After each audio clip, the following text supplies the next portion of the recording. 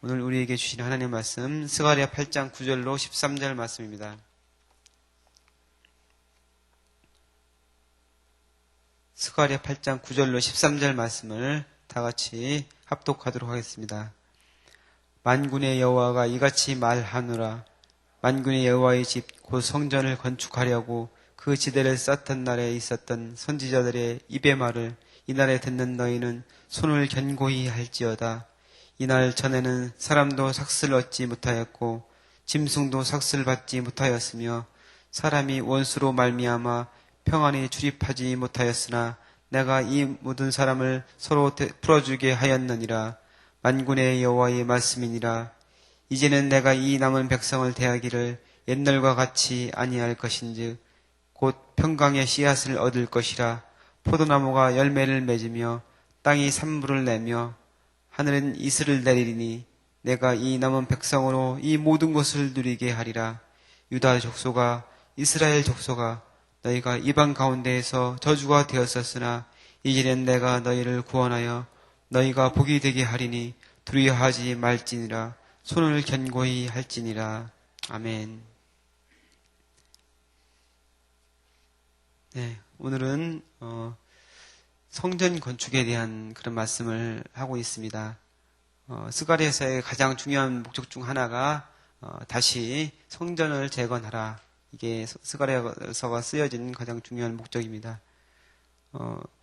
BC 538년에 고레스 칙령으로 바벨론으로 포로로 잡혀갔던 이스라엘 백성들, 유다 백성들이 본국으로 다시 돌아오게 됩니다. 본국으로 돌아온 유대인들은 정말 기뻤겠죠. 다시 한번 그 예루살렘의 그 영광, 예전에 누렸던 그 영광을 다시 얻게 되리라는 그런 기대감을 가지고 들어왔습니다. 그래서 드디어 돌아온 지 2년이 되었을 때 성전 재건 작업이 시작됩니다. 그래서 무너졌던 그 자리에 성전 털을 다시 쌓고 성전 건축을 시작합니다. 그랬는데 이제 성전 건축이 시작이 되어서 일사천리로 진행되어서 금방 지어질 것 같았는데 두 가지 문제가 생깁니다. 첫 번째로는 그 성전 원래 그 솔로몬의 성전, 솔로몬이 지었던 그 성전을 보았던 그 노인들이 있었을 거 아니에요. 근데 그 노인들이 다시 지어지는 성전을 보니까 기가 막힌 거예요. 그 솔로몬의 성전은 너무너무 아름답고 크기도 웅장하고 그랬는데 다시 지어지는 성전을 보니까 너무 초라하기가 그지없는 거예요. 그래서 너무 기가 막혀가지고 노인들이 그걸 보고서 통곡을 합니다. 그래서 많은 사람들이 그걸 보고서 이제 마음 가운데 상처를 입고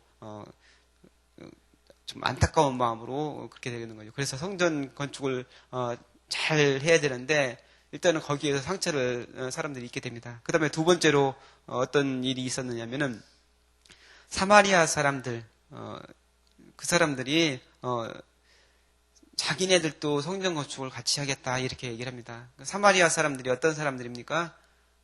먼저 아수르의 북이스라엘이 멸망당하잖아요. 그래서 아수르의 그 북이스라엘 멸망당하면서 아수르는 어떤 정책을 펴냐면은 그 사람들을 다른 곳에 있는 사람들을 그 이스라엘 땅으로 불러다가 그곳 사람들과 그 혼합시키는 그런 인종 혼합 정책을 폈어요. 그래서 사마리아에 살아있던 그 사람들은 이스라엘 사람들이지만 순수한 이스라엘 사람들이 아니고 피가 섞여 있는 사람들이에요.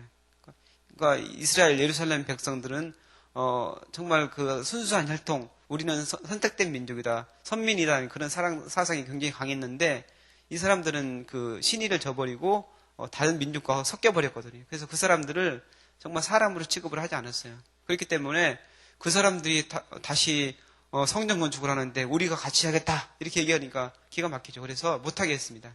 그랬는데 그 이후로 사마리아 사람들이 집요하게 괴롭히기 시작하는 거예요. 성전 건축 못하게 이렇게 저렇게 방해를 하고 계속해서 뒤에서 이제 말로 힘들게 하고 할 때마다 무슨 그 방해를 하고 그런 공작을 펴는 거예요.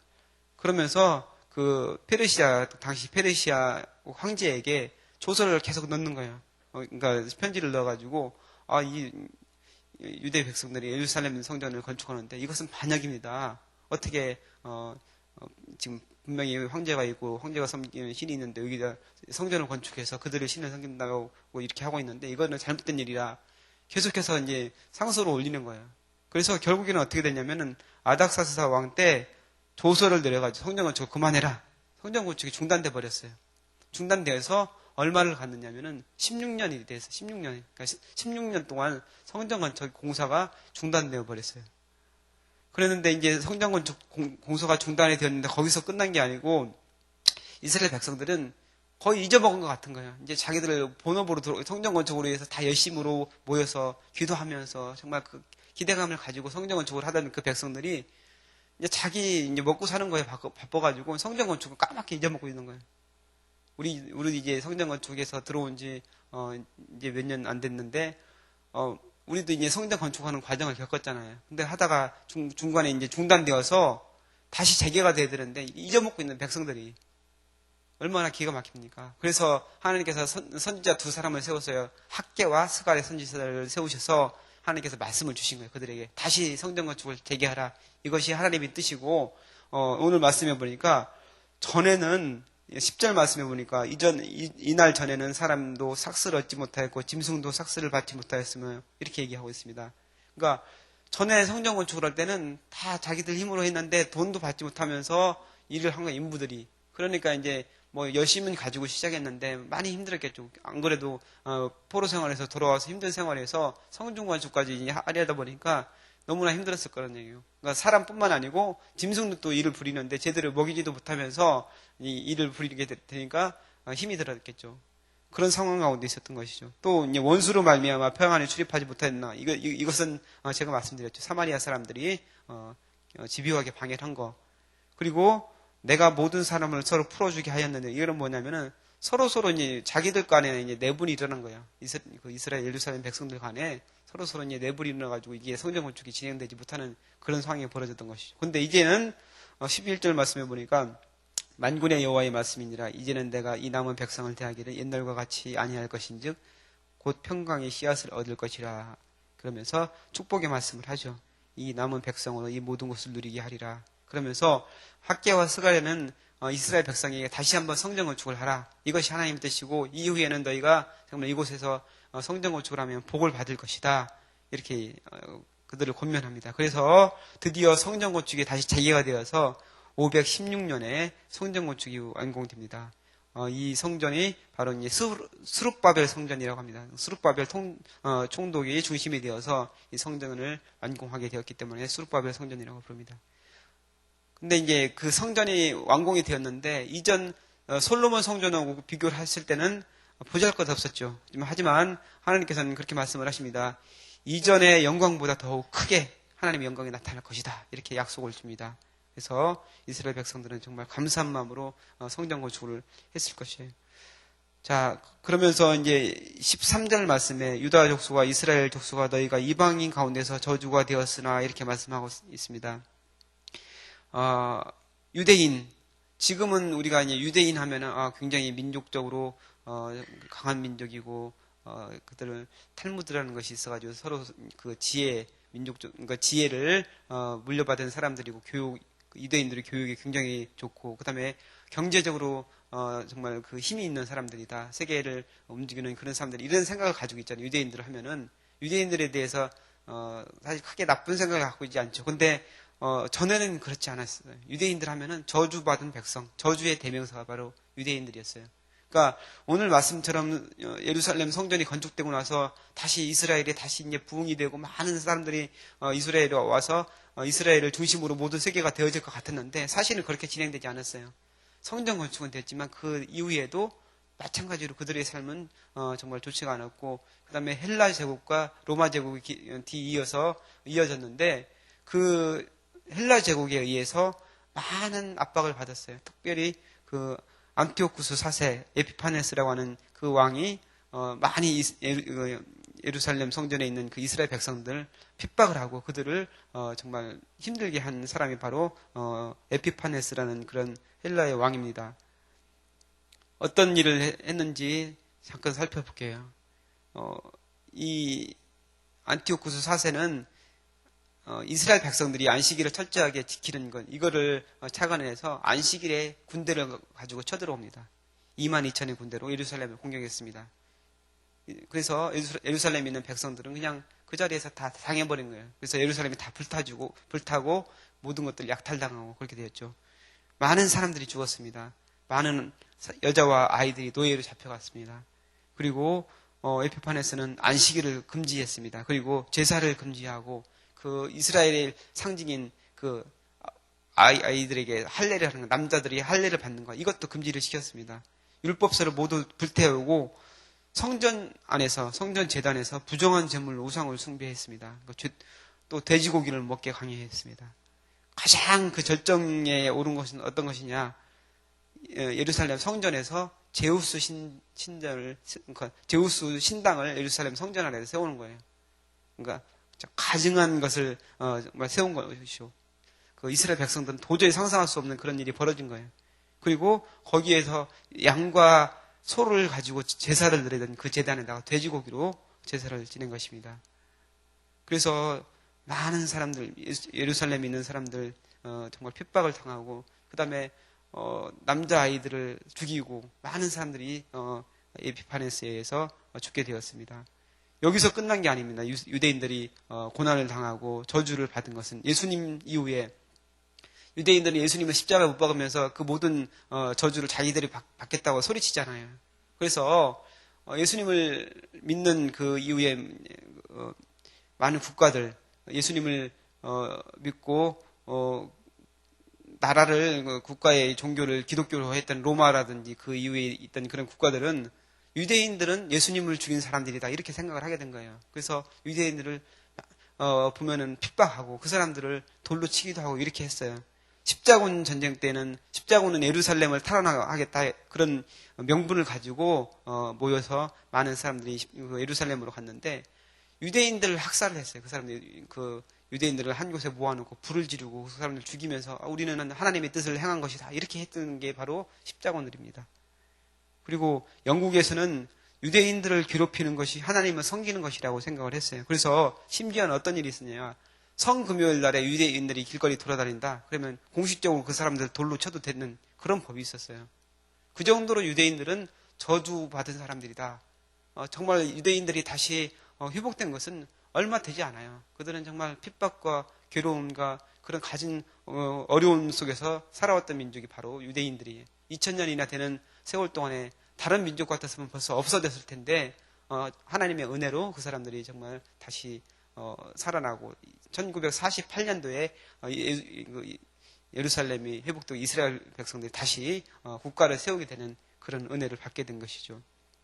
나치에 의해서 600만이 학살당하고 유대인들은 곳곳에 갈 때마다 유대인이다 하면 사람들이 아우 저 사람들은 저주 받은 사람들을 보지도 않았더니 그 사람들이 바로 유대인들입니다. 그런데 오늘 말씀에서 이방인 가운데서 저주가 되었으나 이제는 내가 너희를 구원하여 너희가 복이 되게 하리니 두려워 말지니라 손을 견고히 할지니라.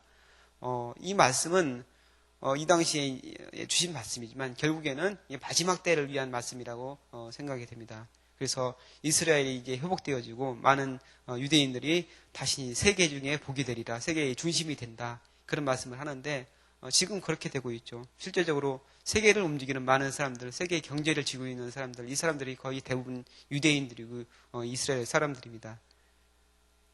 예수님께서 무화과 나무 가지가 연화해지고 잎사귀를 내면은 여름이 가까운 일을 아나니 이렇게 말씀하셨죠. 그래서 이스라엘이 회복되어지고 많은 사람들이 예루살렘으로 돌아오고 이스라엘 백성들이 한 사람 한 사람이 세워지는 그런 것을 볼 때 정말 시대가 여름이 가깝다는 것은 예수님이 다시 오실 재림의 날이 가깝다고 말씀하는 거거든요. 그래서 그것이 정말 가깝지 않나 생각이 됩니다. 오늘 말씀에서 우리가 기억해야 될 것이 있습니다. 이스라엘 백성들은 선민의식을 갖고 있었어요.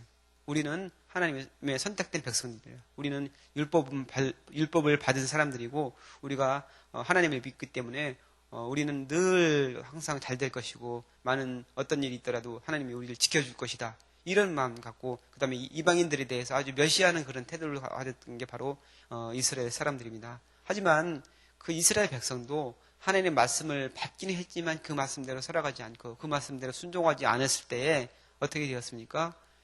쫓겨나고 그 나라에서 그 나라가 멸망당하고 방랑하면서 다른 타국으로 잡혀가는 그런 신세가 되었습니다. 2000년 동안 방랑하면서 나라를 찾지 못하고 헤매었던 백성들이 바로 이스라엘 백성들입니다. 지금 우리나라 우리가 좀 영적인 이스라엘 백성이다 이렇게 말하면서 우리가 한국교회 지금까지 부흥하고 성장하고 그렇게 해왔는데 우리가 착각에 빠져 있을 수 있어요. 우리가 주님을 믿기 때문에 모든 것이 잘 될 것이다. 그런 착각에 빠져 있을 수 있는데 이스라엘 백성을 보면서 우리는 교훈을 받아야 됩니다. 우리도 언제까지 잘 된다고 이렇게 보장할 수 없어요. 하나님을 잘 순종하지 않고 하나님의 말씀대로 살아가지 않을 때 하나님께서는 그대로 내버려 두지 않고 우리도 이스라엘 백성처럼 될 수 있다는 사실을 기억해야 됩니다. 그래서 우리 한 사람 한 사람이 말씀 앞에 겸허히 서야 되고 그 말씀 안에서 늘 순종하고 내가 이 말씀을 부여잡고 정말 이 말씀대로 치열하게 살아가겠다. 그런 마음을 가져야 됩니다. 그런 삶을 살아갈 때 하나님께서 우리 한 사람 한 사람을 복 주시고 우리 한 사람 한 사람을 정말 마지막 때에 복의 근원이 되는 그런 사람들로 세우실 줄 믿습니다. 그래서 여러분 한 사람 한 사람이 말씀을 붙잡고 그 말씀대로 살아가려고 노력하고 정말 그런 사람, 말씀이 삶이 되는 그런 여러분 되기를 주님의 이름으로 축복합니다. 기도하겠습니다. 하나님 감사합니다. 오늘도 말씀 통해서 우리를 깨닫게 하시고 우리에게 은혜 주시니 감사합니다. 이스라엘 백성들 하나님 말씀을 받은 사람들이고 정말 선민이라는 그런 생각을 가지고 있었지만 그들도 결국에는 하나님의 말씀을 순종하지 않을 때 이방의 포로로 잡혀가고 결국은 그 고난을 받으며 저주가 되었던 것을 우리가 살펴보았습니다. 하나님 우리의 삶 가운데 하나님께 삼게 하여 주옵시고 우리가 하나님의 말씀을 대할 때 정말 두렵고 떨리는 마음으로 대하게 하여 주옵시고 날마다 그 말씀 앞에서 순종한 우리의 삶이 되어질 수 있도록 주님께서 축복하여 주옵소서. 감사드리며 예수님의 이름으로 기도하옵나이다. 아멘. 네, 오늘 공동기도문 말씀 삶 공동체입니다. 같이 기도하시겠습니다. 말씀과 삶이 어우러져야 참된 부흥이 일어나는 것을 믿습니다. 우리 허물과 연약함을 겸허하게 고백하며 말씀을 사모합니다. 진리의 말씀, 성경에 약속된 하나님의 부흥을 기다립니다.